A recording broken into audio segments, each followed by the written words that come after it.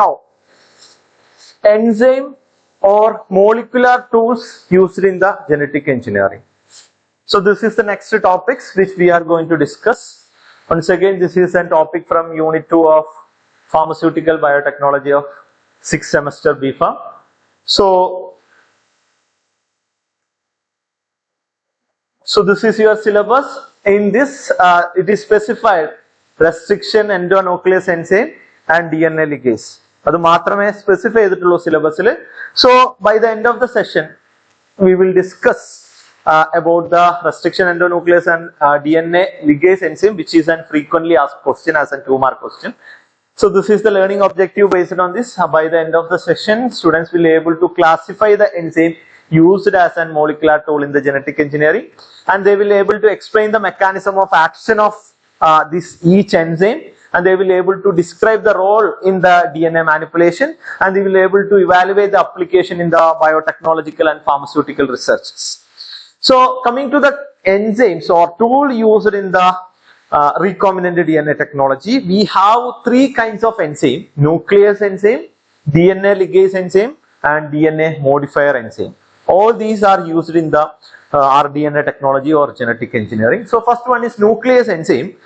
As the name indicate, it's an enzyme which is used to cut the DNA.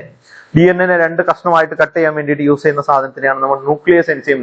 It will hydrolyze the nucleic acid like DNA or RNA. So there are 3 nuclease enzyme: restriction endonuclease enzyme, restriction exonuclease enzyme, and ribonuclease H enzyme. Ribonuclease H enzyme. And second one is DNA ligase. So first one is to cut the DNA. ആദ്യത്തേത് cut ചെയ്യാൻ വേണ്ടിയിട്ട് use ചെയ്യുന്ന എൻസൈംസുകളാണ്. Second one is DNA ligase, which is the enzyme used to paste. ഒരുമിച്ച് കൂട്ടാൻ വേണ്ടി gum ചെയ്യാൻ വേണ്ടിയിട്ട് use ചെയ്യുന്ന സാധനമാണ്. To join the DNA fragment, that is DNA ligase. And third one is DNA modifiers, which will involve in the modification of DNA strand, some kind of removal of some functional group, attachment of some functional group, like that. Okay. So there are 6 DNA modifier enzyme. That is the DNA polymerase, which is enzyme used for polymerize the small pieces of DNA, and reverse transcriptase. What is mean by transcription? Conversion of DNA into RNA. Suppose sometime we are available with only RNA, but we need a DNA from the RNA. So we have to use some enzyme which is known as reverse transcriptase. RNA and DNA ഉണ്ടാക്കാൻ വേണ്ടിയിട്ട് use ചെയ്യുന്ന enzyme ആണ് reverse transcriptase എന്ന് പറയുന്നത്. Then alkaline phosphatase, in order to add alkaline phosphate group. Then polynucleotide kinase, terminal nucleotide transferase, and methyl transferase. So these are the different enzymes used in the recombinant DNA technology. So സ്ഥിരമായിട്ട് question ചോദിച്ചു കണ്ടുള്ളത് restriction enzyme എന്താണെന്നുള്ളതും DNA ligase enzyme എന്താണെന്നുള്ളതാണ്. But apart from the questions for any kind of examination, you are a professional student. If you have any plan to choose any career in the pharmaceutical biotechnology, you must aware about the different process which is involved in the recombinant DNA technology, and this will be helpful for preparing for some kind of competitive examination also. Now, what is mean by restriction exonuclease enzyme? Exonuclease. So എവിടെയായിരിക്കും cut ചെയ്യുന്നുണ്ടാവുക? പുറത്തുള്ള strand എന്നാണ് ഉദ്ദേശിക്കുന്നത്. enzyme that will cut and remove the nucleotide from the end of nucleic acid molecule from the 5' or 3' end of the DNA molecule. ഏതെങ്കിലും ഒരു end of DNA cut ചെയ്യാൻ വേണ്ടി either 3' എൻഡിൽ കട്ട് ചെയ്യും അല്ലെങ്കിൽ 5' എൻഡിൽ കട്ട് ചെയ്യാൻ വേണ്ടിയിട്ട് മാത്രം യൂസ് ചെയ്യുന്ന restriction endonuclease enzyme ആണ്, അല്ല exonuclease enzyme എന്ന് പറയുന്നത്. ഓക്കെ, ഏതെങ്കിലും പുറത്ത് ഭാഗം, അതായത് വലിയൊരു സ്ട്രാൻഡ് ഉണ്ടെങ്കിൽ ഏതെങ്കിലും ഒരു എൻഡ് ഭാഗം മാത്രം കട്ട് ചെയ്യാൻ വേണ്ടിയിട്ട് മാത്രം ഈ എൻസൈം യൂസ് ചെയ്യാൻ പറ്റുള്ളൂ. Okay, and it will never produce any kind of terminal cut in the DNA. അതൊരു protruding ആയിട്ടുള്ള ഒരു restriction endonuclease enzyme പഠിക്കുന്ന സമയത്ത് നമുക്ക് മനസ്സിലാവും എന്താണ് അതുകൊണ്ട് ഉദ്ദേശിക്കുന്നത്. ചില സമയത്ത് ചില പ്രൊജക്ഷൻസുകളുള്ള രീതിയിൽ DNA കട്ട് ചെയ്യാൻ പറ്റും. അങ്ങനെ കട്ട് ചെയ്യാത്ത ഒരു എൻസൈം ആണ് restriction exonuclease enzyme. ഇനി നിർബന്ധമായിട്ട് അറിഞ്ഞിരിക്കേണ്ട കുറച്ച് എക്സാമ്പിൾസുകൾ ഒന്ന് മനസ്സിലാക്കാം.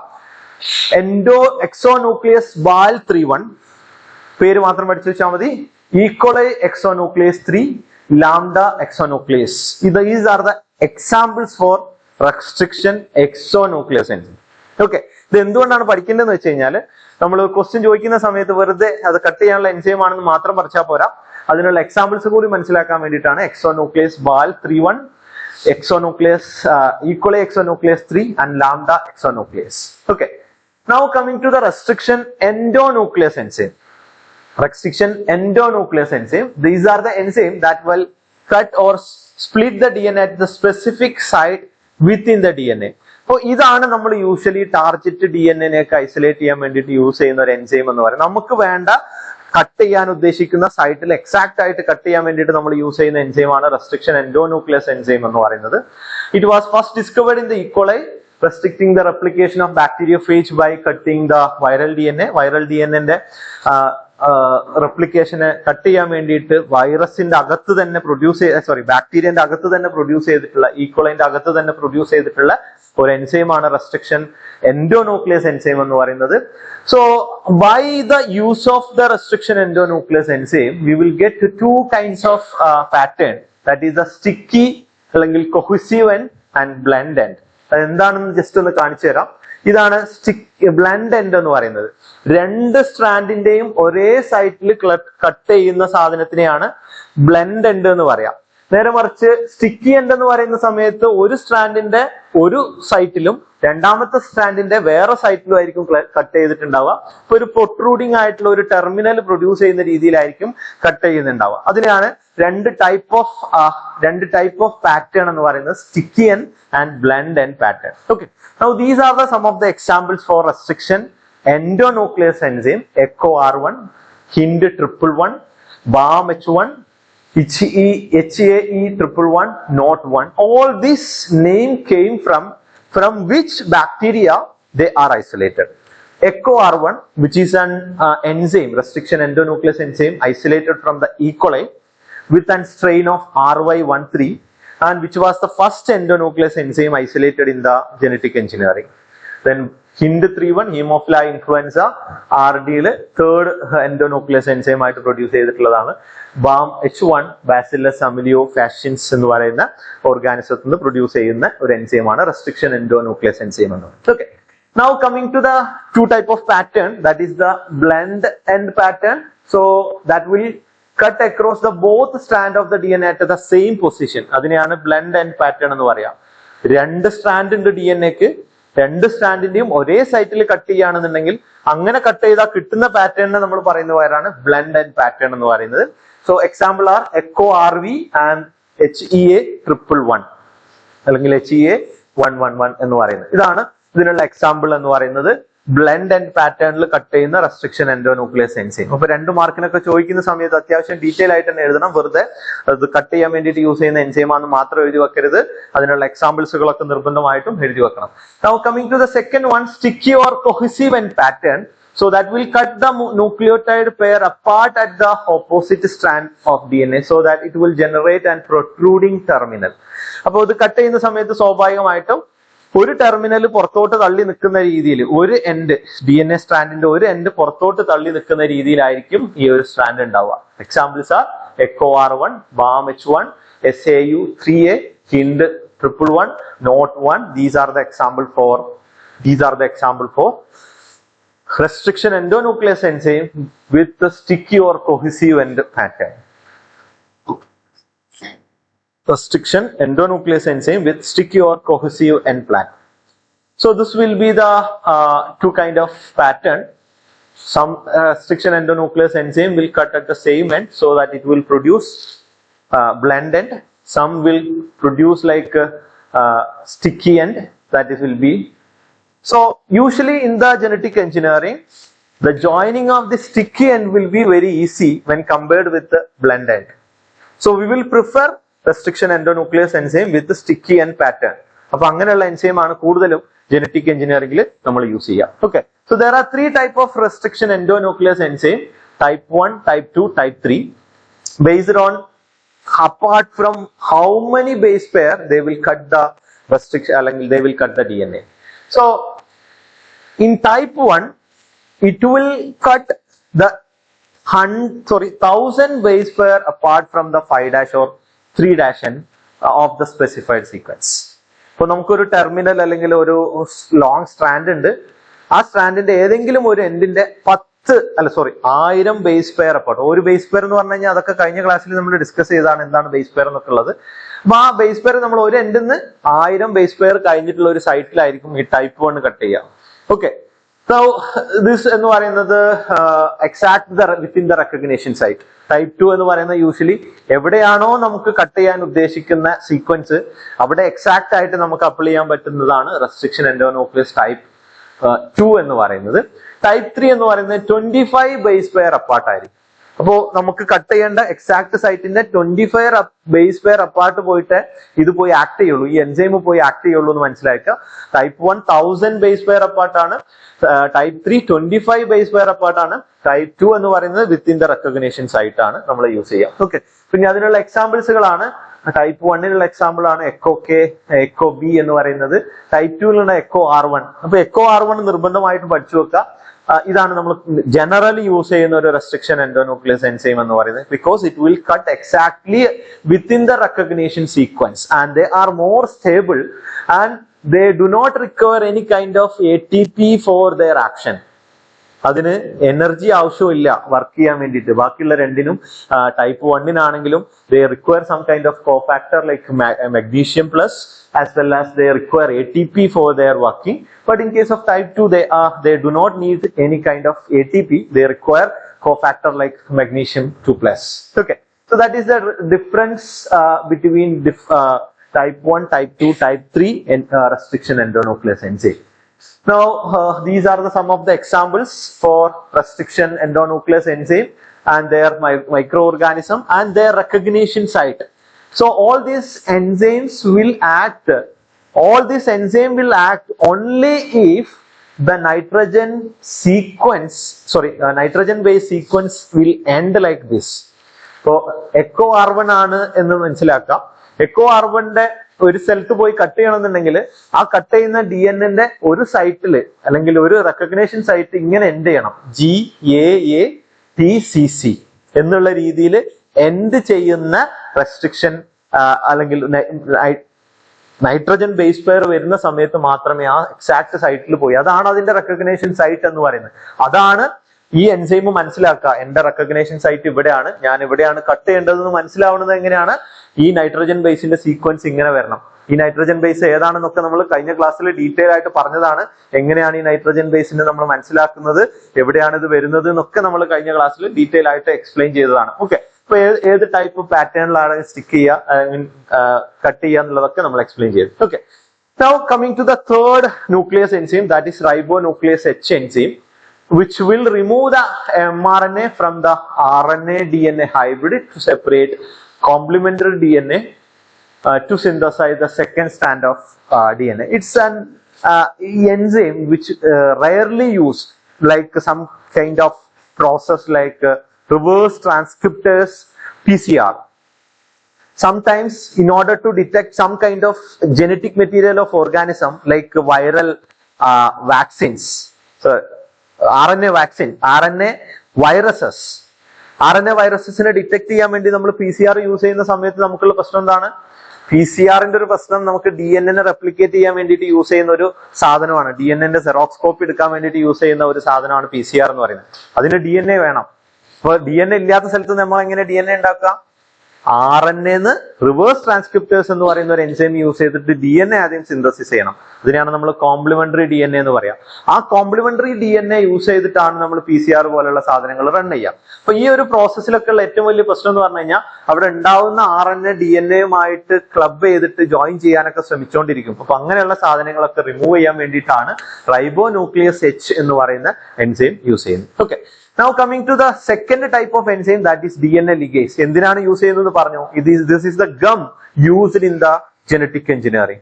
പേസ്റ്റ് ആയിട്ട് യൂസ് ചെയ്യുന്ന സാധനമാണ്. Enzyme which will join or ligate the end of two double stranded DNA, usually by covalent bonding. Covalent bonding ഉണ്ടായിട്ടാണ് ഇത് ബൈൻഡ് ചെയ്യുന്നതെന്ന് മനസ്സിലാക്കുക. വേറെ എങ്ങനെയല്ല, പേസ്റ്റ് അല്ലെങ്കിൽ ഗം ഒട്ടിക്കുന്ന പോലെ വശമൊന്നും അല്ല എന്ന് മനസ്സിലാക്കുക. കോവാലന്റ് ബോണ്ടിങ് ആണ് അവിടെ ഉണ്ടാവുന്നത്. ഫോസ്ഫോഡയസ്റ്റർ ബോണ്ടാണ് അവിടെ ഫോം ചെയ്യുന്നതെന്ന് മനസ്സിലാക്കാം. And in order to activate this kind of enzyme, it will require ATP. What is ATP? adenine triphosphate, and NAD+. Okay.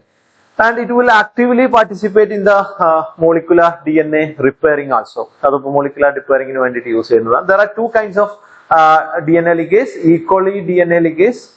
They usually do not ligate the blend end of DNA. And T4 DNA ligase that will ligate the sticky as well as blend end of the DNA. Okay. So sticky aitla എൻഡിനെ ligate ചെയ്യാൻ വേണ്ടിയിട്ടും blend എൻഡിനെ ligate ചെയ്യാൻ വേണ്ടിയിട്ടും use ചെയ്യുന്നത് T4 DNA ligase ആണ്. Sticky എൻഡിനെ മാത്രം ligate ചെയ്യാൻ വേണ്ടിയിട്ട് യൂസ് ചെയ്യുന്ന ഒരു എൻസൈമാണ് ഈക്കോളി DNA ലിഗേസ് എന്ന് പറയുന്നത്. ഈക്കോളി DNA ലിഗേസ് എന്ന് പറയുന്ന ഈ ഒരു enzyme. Okay, so that is the DNA ligase. Now these are the some kind of ligation, cohesive end ligation. Already know restriction echo R1 ഒക്കെ use ചെയ്യുന്ന സമയത്ത് നമുക്ക് എന്ത് കിട്ടുക, ഇതുപോലെ പ്രൊട്രൂഡിംഗ് ആയിട്ടുള്ള ടെർമിനലുകളാണ് കിട്ടുക. അപ്പൊ അങ്ങനെയുള്ള ടെർമിനൽസിനെ പെട്ടെന്ന് നമുക്ക് ലിഗേറ്റ് ചെയ്യാൻ എളുപ്പമാണ്. അതാണ് കൊഹസീവ് എൻഡ് ലിഗേഷൻ എന്ന് പറയുന്നത്. This is a second type of ligation, cohesive end ligation using alkaline phosphatase. ഇവിടെയും പ്രൊട്രൂഡിംഗ് ആയിട്ടുള്ള ഡിസൈർഡ് DNA നമ്മൾ എക്കോ R1 യൂസ് ചെയ്തിട്ട് പ്രൊട്രൂഡിംഗ് ആയിട്ടുള്ള DNA ആക്കി മാറ്റും. And by using alkaline phosphatase which is an enzyme use to remove phosphate group etcetera. So അത് use ചെയ്തിട്ടാണ് ഇവിടെ നമ്മൾ കൊഹസീവ് ചെയ്യുന്നത്. ദെൻ ബ്ലെൻഡ് എൻഡ് ലിഗേഷന് വേണ്ടിയിട്ട് നമ്മൾ ആൽക്കലൈൻ ഫോസ്ഫേറ്റേസ് തന്നെയാണ് യൂസ് ചെയ്യുന്നത്. നേരത്തെ നമ്മൾ പറഞ്ഞു T4 DNA ligase enzyme use ചെയ്തിട്ടാണ് ബ്ലെൻഡ് എൻഡ് ലിഗേഷന് നമുക്ക് ഉണ്ടാക്കുന്നത്. ഓക്കെ, ബ്ലെൻഡ് എൻഡ് ലിഗേഷൻ ഉണ്ടാക്കുന്നത്. അപ്പോൾ രണ്ട് എൻഡും പ്രൊട്രൂഡിംഗ് അല്ലാത്ത രീതിയിലായിരിക്കും DNA ഡബിൾ സ്റ്റാൻഡേർഡ് DNA ഉണ്ടാവുക. Blend end ligation using linkers. ഇപ്പൊ ചില സമയത്ത് നമുക്ക് എന്താണ് പ്രശ്നം എന്ന് വെച്ച് കഴിഞ്ഞാൽ നമ്മൾ യൂസ് ചെയ്യുന്ന റെസ്ട്രിക്ഷൻ എൻഡോന്യൂക്ലിയസ് എൻസൈം പ്രൊഡ്യൂസ് ചെയ്യുക ബ്ലെൻഡ് എൻഡ് മാത്രമായിരിക്കും. ഈ ബ്ലെൻഡ് എൻഡിനെ ലിഗേറ്റ് ചെയ്യുക എന്ന് പറയുന്നത് ഭയങ്കര ബുദ്ധിമുട്ടുള്ള കാര്യമാണ്. അപ്പോൾ ലിഗേറ്റ് ചെയ്യാൻ വേണ്ടി ചില സമയത്ത് നമുക്ക് ലിങ്കേഴ്സുകളായിട്ടുള്ള പല സാധനങ്ങളും യൂസ് ചെയ്യും. ലൈക്ക് ടാർഗറ്റ് DNA വിത്ത് കൊഹസീവ് എൻഡ് ഉള്ള പല സാധനങ്ങളൊക്കെ നമുക്ക് യൂസ് ചെയ്യേണ്ടി വരും. അത് യൂസ് ചെയ്തിട്ടാണ് DNA ലിഗേസ് വെച്ച് നമ്മൾ യൂസ് ചെയ്യുന്നത്. Then blunt end ligase using adapters. Sometime അഡാപ്റ്റേഴ്സുകളായിട്ട് നമ്മൾ യൂസ് ചെയ്യുന്ന പല സാധനങ്ങളും ജനറ്റിക് മെറ്റീരിയലുകൾ തന്നെയാണ് ഈ അഡാപ്റ്റേഴ്സ് കൊണ്ട് ഉദ്ദേശിക്കുന്നത്. Small piece of nitrogen base pairs, അതിനെയാണ് നമ്മൾ അഡാപ്റ്റർ എന്ന് പറയുന്നത്. ആ അഡാപ്റ്റർ യൂസ് ചെയ്തിട്ടാണ് ഈ blunt and ligation using adapter. Then homo polymer tailing, again alkaline phosphatase use ചെയ്തിട്ട് തന്നെയാണ്.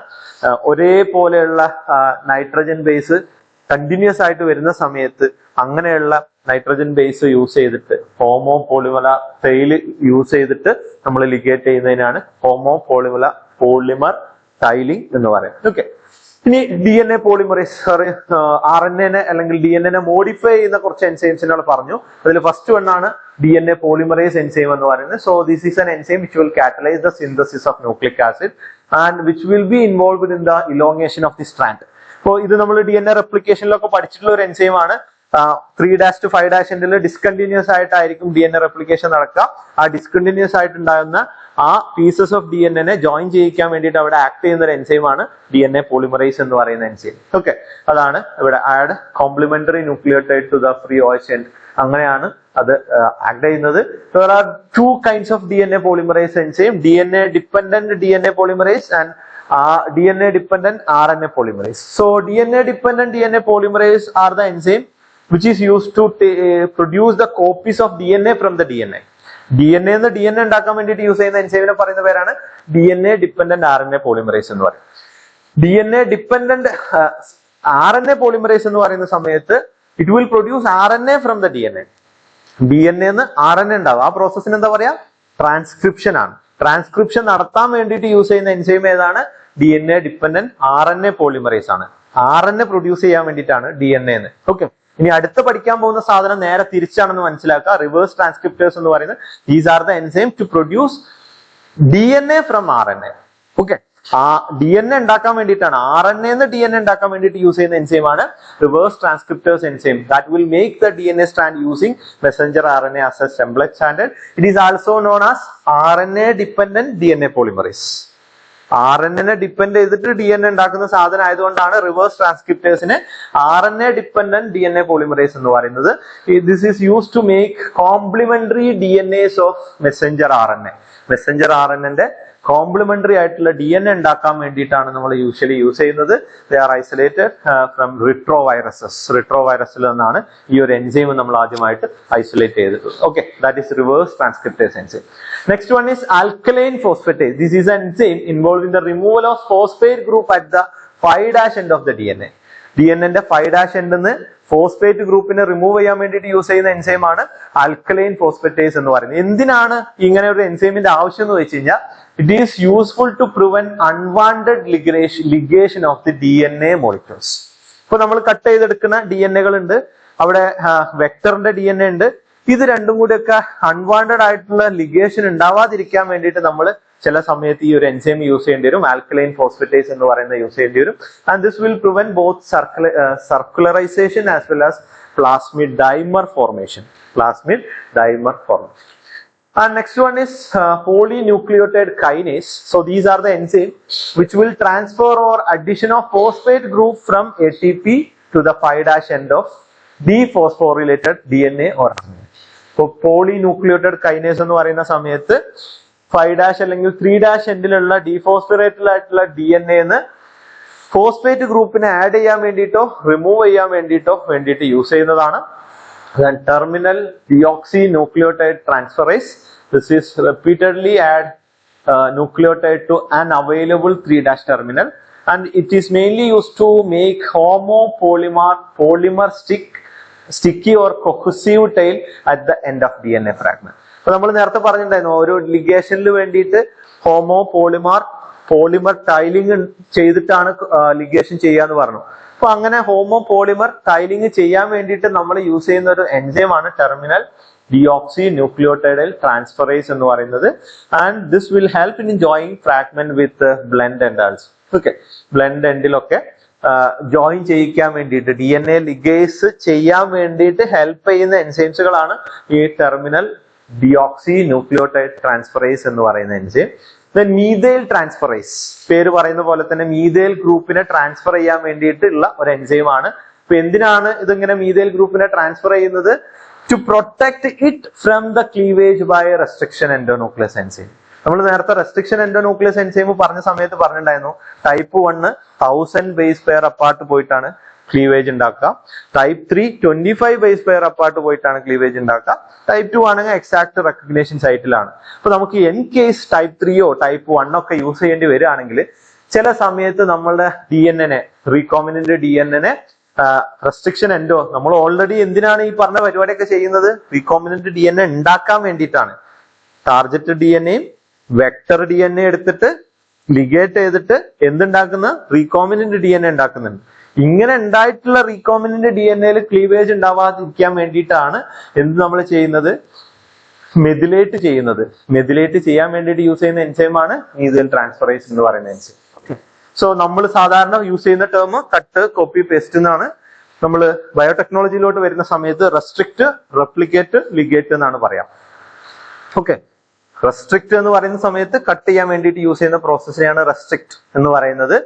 കോപ്പി ഉണ്ടാക്കുക എന്ന് പറഞ്ഞു കഴിഞ്ഞാൽ റെപ്ലിക്കേറ്റ് ചെയ്യാൻ വേണ്ടിയിട്ടാണ്, DNA റെപ്ലിക്കേറ്റ് ചെയ്യാൻ വേണ്ടിയിട്ടാണ്. പേസ്റ്റ് ചെയ്യുന്നതിന് പകരം നമ്മൾ യൂസ് ചെയ്യുന്ന സാധനമാണ് ലിഗേറ്റ് എന്ന് പറയുന്ന ഈ ഒരു term. Okay, so these are the questions from this area as a 2 mark. Direct question ആണ് restriction endonuclease enzyme as well as DNA ligase. ഇതാണ് ഡയറക്റ്റ് ആയിട്ടുള്ള question. But if the question is for 10 marks, 10 മാർക്കിനാണ് question ചോദിച്ചതെന്നുണ്ടെങ്കിൽ അവിടെ നിങ്ങൾ സ്റ്റെപ്പിന്റെ കൂടെ ഈ പറഞ്ഞ സാധനങ്ങളൊക്കെ എഴുതി നിങ്ങൾക്ക് നിറക്കാം എന്ന് മനസ്സിലാക്കാം. ഓക്കെ, 10 മാർക്കിന് ക്വസ്റ്റ്യൻ ചോദിക്കുന്ന സമയത്ത് ഡീറ്റെയിൽ ആയിട്ടുള്ള സ്റ്റെപ്സുകളൊക്കെയാണ് എഴുതേണ്ടത്.